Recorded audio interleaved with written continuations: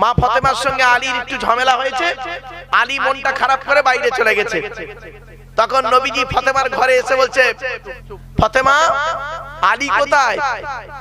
ফাতেমা বলছে, আমার সঙ্গে তর্ক বিতর্ক করে বাইরে চলে গেছে। নবীজি আলীকে খুঁজে আনলেন। কি শ্বশুর দেখুন, আল্লাহর নবী বাইরে গেলেন, বাইরে গিয়ে আলীকে ডেকে আনলেন, আলীকে ডাকলেন, ফাতেমাকে ডাকলেন, আলীকে ফাতেমাকে দুজনকে বসালেন। কে? নবী। নবী নিজের জামাইকে আর মেয়েকে বসালেন দুদিকে, বসে বলছে আলীকে, বাবা জামাই আলী, স্বামী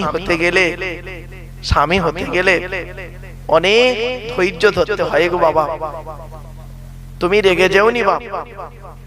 ফাতেমাকে বলছে, মা মেয়ে হতে গেলে, মা হতে গেলে, বউ হতে গেলে স্বামী যখন কিছু বলে চুপ থাকতে হয়,